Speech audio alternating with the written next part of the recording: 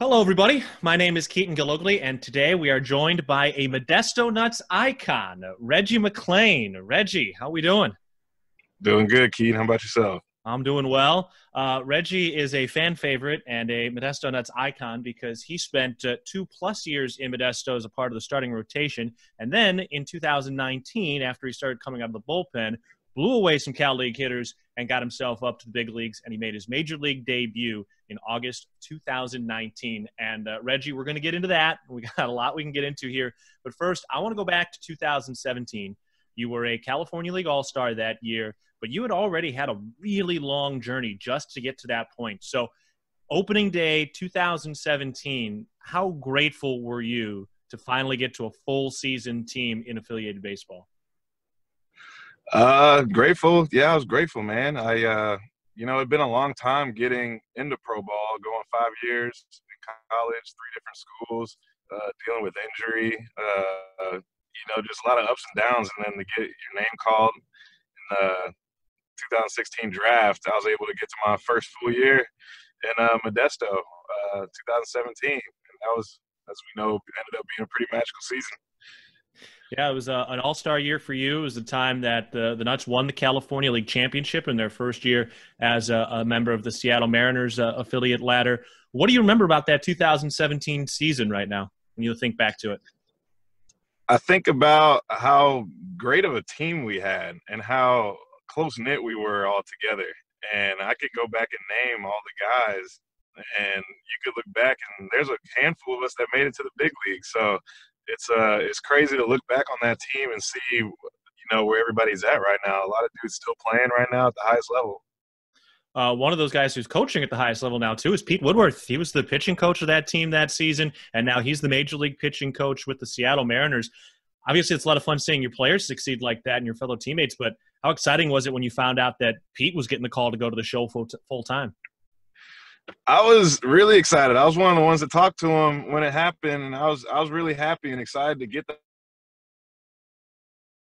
opportunity to work with them. Really, it didn't happen, not only because Corona, but getting DFA'd and then getting picked up by the Phillies. But I was very fortunate just to know Pete and just work with him for so long and be that's one of the guys that I really was happy to see get the call, because he worked his butt off to get there, just like a lot of us.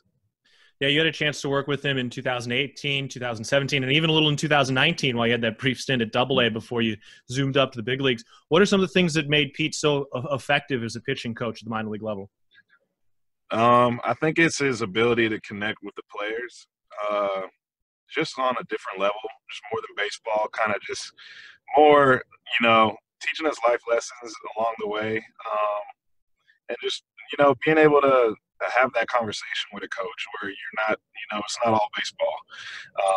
You're able to, trust everything he says. And he's just one of the, he's a very young guy, very, energetic, like knows both sides, the analytical and the baseball aspect of things. Just very, very hands-on, I would say, with his players. He cares a lot.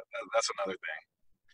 Having had a chance to work with him over the course of multiple years, how did you see him change? Because people who don't know, Pete Woodworth was coming out of the collegiate ranks, and so he really didn't even have much pro experience before he got to the Nuts. So was he growing and developing as a coach when you had a chance to watch him work over the couple of seasons he did? Well, funny story is he recruited me from Nova Southeastern. So I went on a visit there, and he was the pitching coach there at the time. But I actually got to work with him when I got to pro ball. But just seeing him from my first year, he just took the job and was hands on.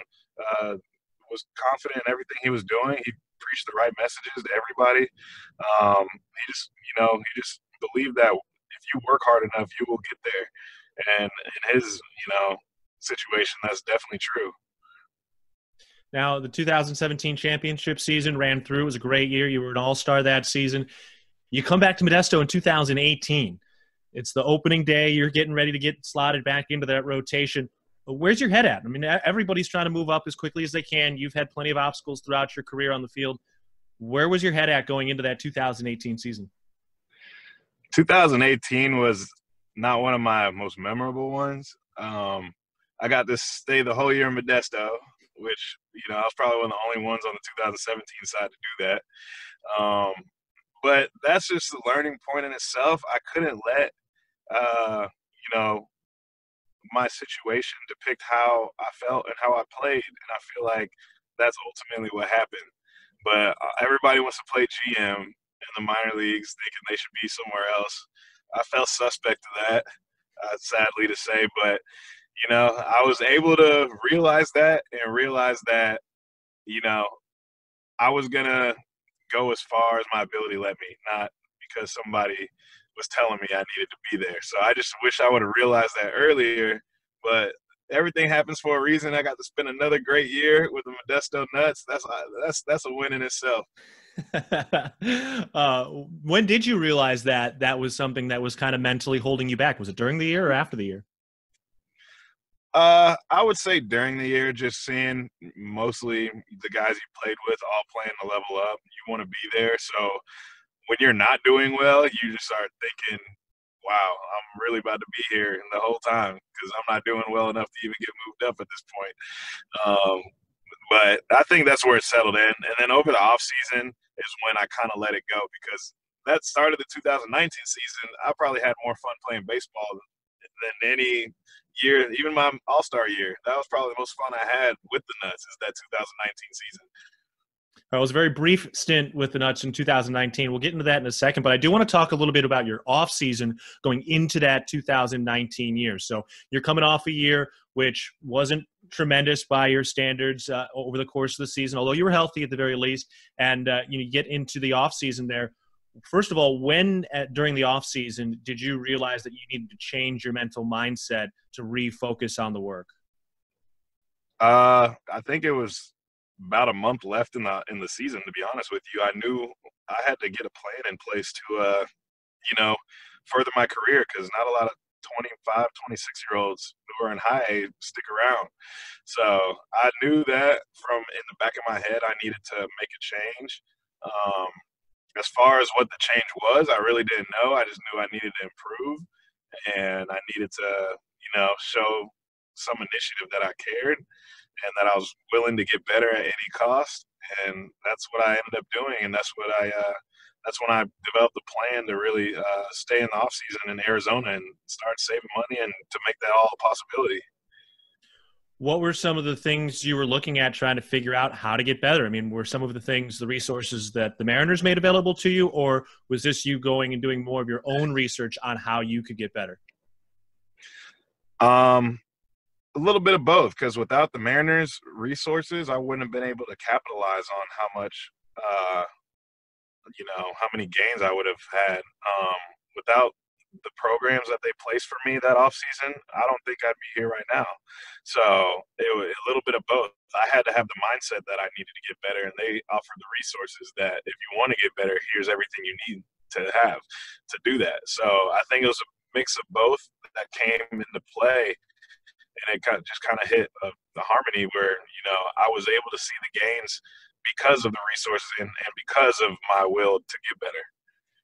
So what were some of those initial conversations at the start of the offseason, and who were they with? So who did you go to and say, I know I need to be better, and what was their answer when you did? At the end of every year, we have like a sit-down meeting between our manager, Mitch Canham, Pete Woodworth. He was there. I'm trying to think if anybody else was there. But kind of sit down and see where you kind of progress throughout the whole year. And it wasn't a good meeting. I remember that. It wasn't a meeting that I liked, but a meeting that I needed to hear because it kind of told me where I stood. And I didn't like hearing those things, what people, said about me in scouting reports and stuff like that. And I kind of wanted to change that narrative.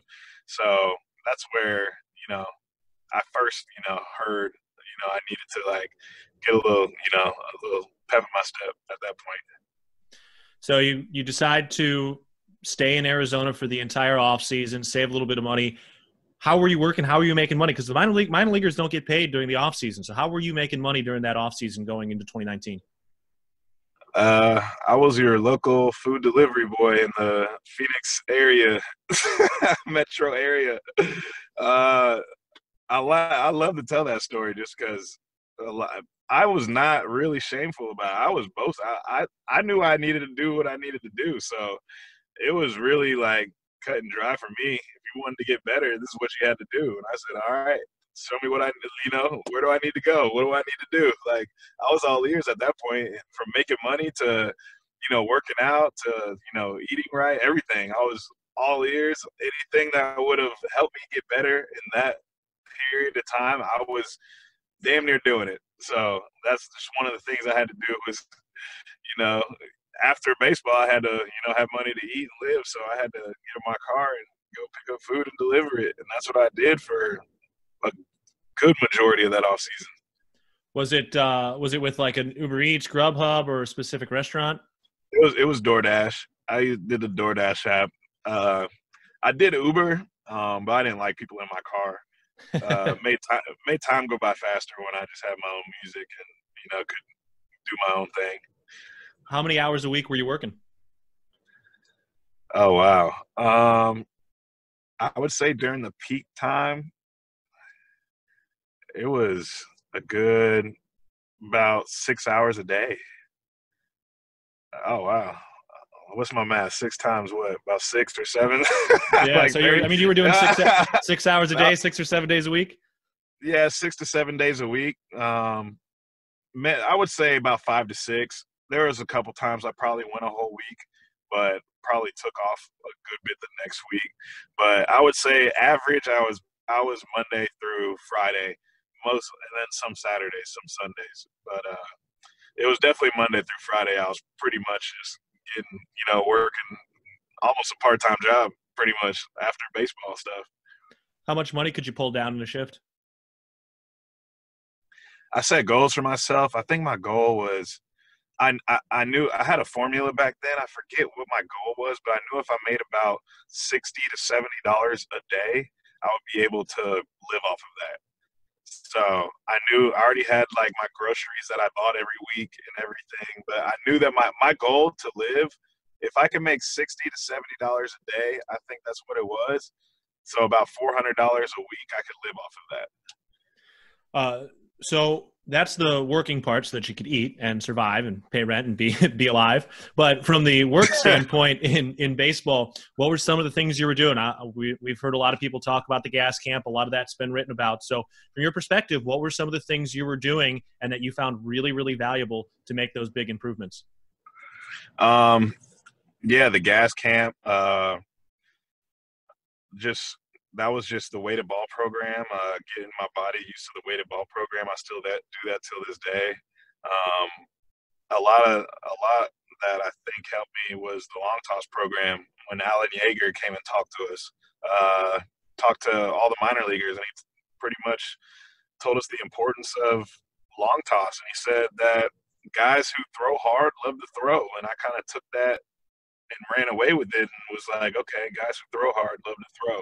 So I kind of trained my body to love to throw. So at any point during that season, all the way from high to the big leagues, I long tossed as far as my body probably could let me that day, which is probably not the healthiest thing to do. But in my mindset was just like, I'm just going to throw until my arm falls off. At this point, there's no losing at this point. Like, I just nothing to lose, so I just did that. And it's kind of funny where I could never do that again. That's where my head was at that point. But I long tossed as much as I could, and I got as much out of my arm as I could. And I think that's what really drove the success and the velo jump that I had, is that I was throwing so much. How did your arm feel by the end of the year? My arm felt strong at the end of the year, which was, really crazy because I just pushed. You really don't know how powerful your mind is until you like put your mind to something and you just stick to it. So it's just like I woke up every day with the initiative that I'm going to throw hard today, or I'm going to throw far today, or I'm going to throw long today. Like, I just had that in my body that I knew I was going to do that every single day. So there was no like, I'm going to do like, easy day to day. I didn't wake up and really feel like that. I always felt like I had to throw. All right, let's get to game 2 of the 2019 season. You come out of the bullpen on the mound in Lancaster against the Jethawks, and you're throwing seeds. I mean, you look like a completely different pitcher at that point. You log a couple innings, you get a couple of strikeouts, and the Nuts end up winning in extra innings that day, due in part because you were able to kind of bridge that gap and get the squad into extra innings. What was it like when you finally got on the game mound after spring training in a true game situation and you saw the ball come out of your hand the way it was? Oh, I was very, very, I kind of surprised myself. It was very shocking. And then when I went back and I looked at the film and I saw I was throwing up to 96, I was like, you know, that was all the motivation I need. That was all the hard work that I put in the off season that paid off in that moment right there.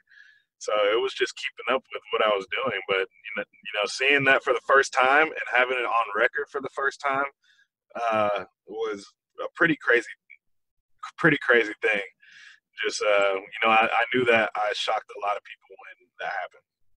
What were some of the reactions from some of the guys? I mean, Joe Rizzo's playing third base. He had seen you pitch all of the previous year. LJ Newsome was still, in the starting rotation. So there were a lot of guys there who had seen you as you the year before. What was their reaction? Did they say anything to you after the game?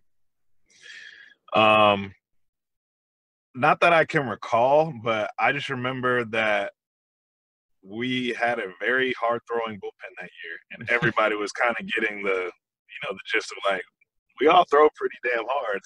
So, so it was like you didn't want to be the one not throwing hard in that group. So it was like I just remember everybody was like, wow, we got a damn good bullpen for being in a high A.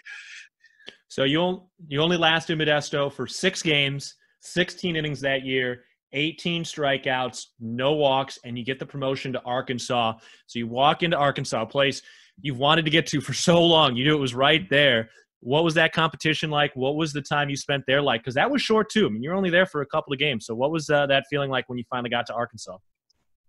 I felt great when I got to Arkansas and finally got the promotion. I didn't want that to be the end of like I made it to Double A. It was, I didn't want that to be the end narrative. And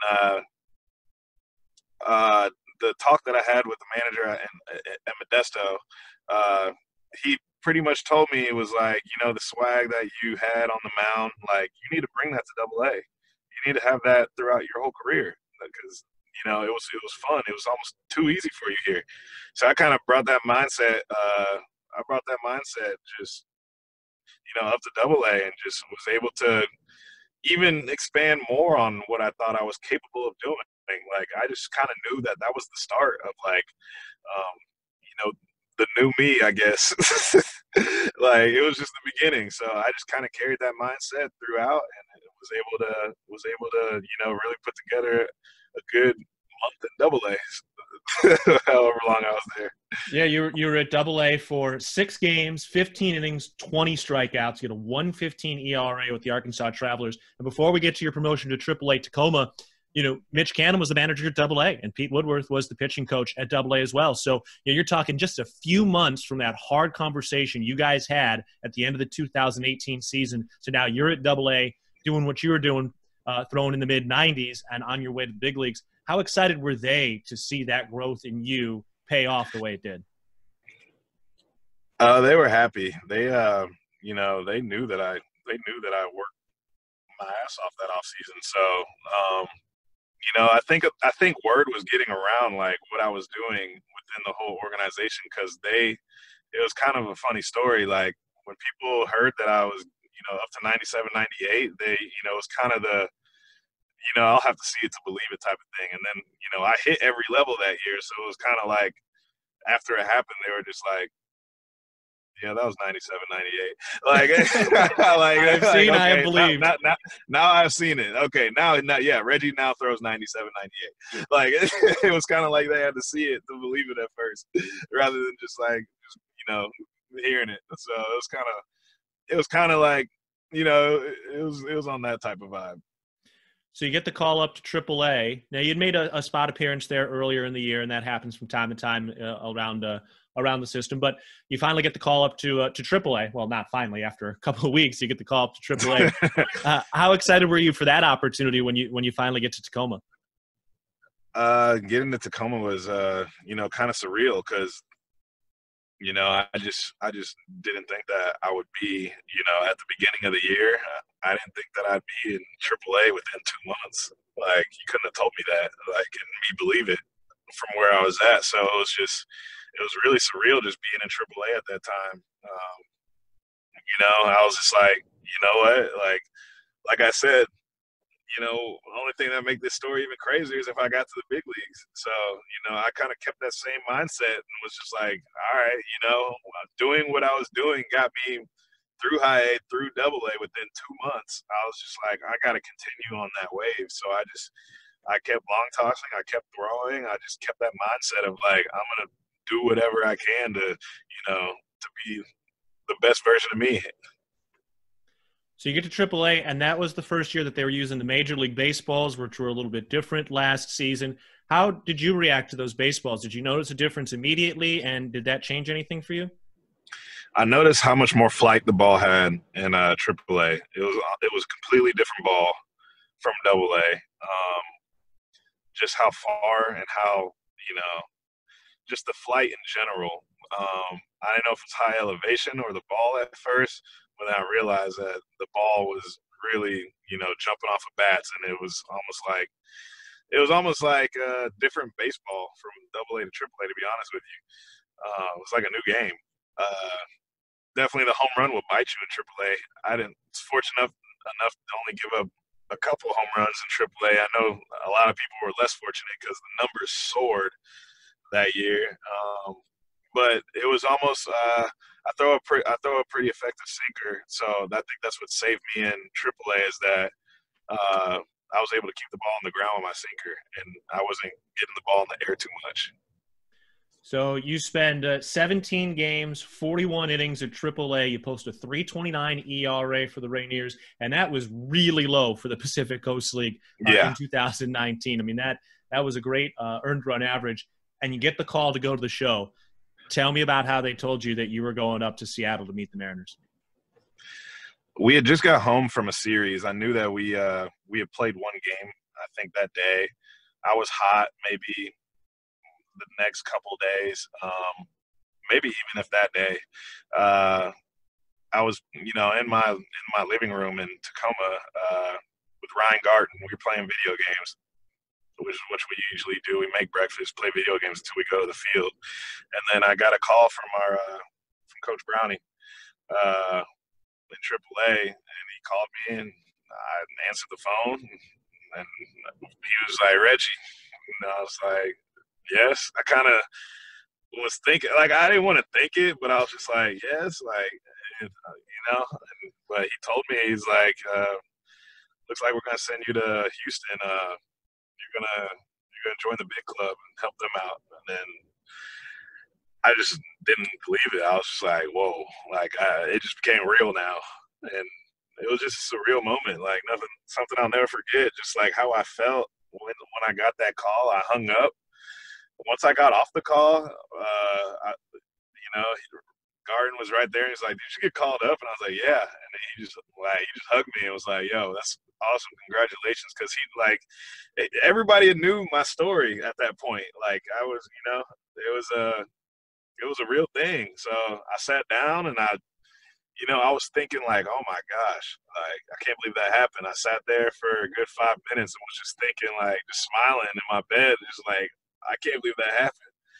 And then I was like, "Oh man, I got so many calls to make." I was like, "What am I doing? I cannot waste time right now."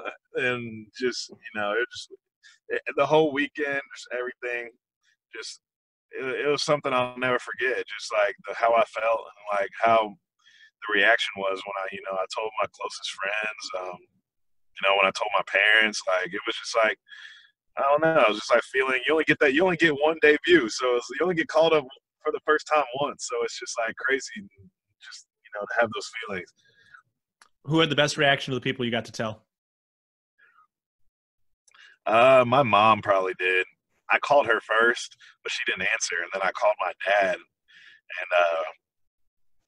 my dad was, he was happy to hear it more on like a coaching level. Like, I knew you could make it there. Like, oh, like, like I knew you was good enough to do it. But then my mom called me back because my dad had talked to her, and she was crying because she was like, I didn't mean to miss your call. I didn't want to like miss your call. And I felt bad because she she wanted to be the one. She wanted to hear from me first, but she didn't answer the phone. She just felt so bad. So when she called me back, she was crying. Okay, so walk me through then. You get the call, you make a few phone calls after you peel yourself out of bed and realize that this is real. What was that timeline to get down to Houston? I mean, were you kind of rushing? Did you have any of those late night trips or flights? I mean, what was the timeline to get to Houston? I knew that that day we had a game in Texas, Arlington. I couldn't make it to that game because I couldn't get a flight to get to the game soon enough. So that game, I ended up going to Houston, and we had an off day that next day. So I'm in Houston, 2 days before my first day, and I almost felt like it felt like it wasn't never gonna come. It was like the longest 2 days ever. Like when I drove past the stadium on the off day, I was like, "There's no way I'm about to go in there tomorrow and play." Like I'm about to go in there and play tomorrow. Like, it was just kind of crazy. I just never really thought that. I never really thought that. As much as I wanted to think it's crazier when it happens. Like, you always want to think that you can be in that position, and when it happens, it's an unbelievable feeling. You can't really describe it. Just like, man, I made it. You think back on your whole career and just be like, everything that I did led up to this moment. So it's just like one of those feelings. Just, the whole timeline, just sitting there in the hotel. Literally sat in the hotel for 2 days. Walked around. Was like, I'm in, a Four Seasons hotel in Houston, and I'm about to go to that stadium across the street. Like, it almost didn't feel real until the day it happened. So yeah, that's just the whole timeline of like how everything happened. What were the emotions when you finally got onto that mound for the first time? I felt like I had accomplished, the greatest feat in the world. I had taken down Goliath. I had, the game was even memorable. I gave up 2 home runs, but you couldn't have tell with my expression because I was like, I don't care. I still made it onto this mound. Nobody can tell me anything. I'll give up 8 home runs. Like, nobody still can tell me anything right now. I am pitching in a major league game. So what was it like when you got a chance to get out there a couple more times? I mean, you made 14 appearances in the big leagues last year, 21 innings. Yeah, you had a 6 ERA, but you had some good numbers and some good splits against teams that weren't named the Houston Astros. So when you look back at some of the times you had a chance to get out on the mound after that, okay, now I'm not just making my debut. I'm now a major league pitcher trying to help a team win games. How did that kind of change your mindset as time went on? Just, keeping it simple, just I knew that everything that I prepared for, everything that, I'd gone through, I prepared myself for that moment. So after the first start, it was more being like, you deserve to be here. You're not just a charity case where it's like, oh, this guy, we got to call him up and make a feel good story. It's like, no, you are a major leaguer. You can pitch at this level and be successful. So it just kind of became that rather than anything else. Just, it became my job. It was what everything I had prepared for it to do, everything that I thought I needed to do, it was happening. The final aspect of this is also really cool in that a lot of those guys from the 2017 team, as you mentioned, made it up to the big leagues with you in that 2019 year. Braden Bishop made his big league debut in Japan at the beginning of the year. Art Warren got up there. Donovan Walton got there. Kyle Lewis got up there. I mean, all these guys made the big leagues that year that you were with in Modesto, in the trenches, winning a title in the Cal League. How much more special was it to be there with the guys that you came up with? It was really special because you could catch the vibe that it was like, the Mariners wanted that core group of guys to be, the guys come up and coming throughout, the Mariners tenure. And have them lead them to the playoffs. Something that I know the Mariners' ultimate goal is to get to the playoffs and win World Series. So you could tell that it was they wanted to keep a close knit group together to do that, and it was really special to be a part of that group. Just playing with those guys for so long already. It's like getting up there and sharing those moments with them. It was crazy just because I feel like it doesn't happen like that often, where you get a lot of guys who played together come up all at the same time in the same year. Do you think there's real developmental value to keeping cores of guys together along the player development ladder through the minor leagues? I think it is. I think team chemistry is one of the most overlooked aspects of just building a team, just having teammates who make each other better, and teammates that trust each other, and knowing your teammate, just things like that. Just that ultimately, a lot of championship teams have that core DNA in them. So I think it's a great value that a lot of that they were doing that. Well, Reggie, we really appreciate the time. This is probably going to be one of two conversations we have. I'd love the opportunity to get into some of the things about your quarantine days, how you're staying in shape. On top of that, you're not a part of the Mariners organization anymore. You were claimed off waivers by the Phillies. So there's a lot more I'd love to talk to you about. But for now, we're going to let you go, get your work in for the day, and we'll find some time soon to talk about some of those other big picture ideas down the road. All right. Sounds like a plan, Keaton. All right. Thanks, Reggie.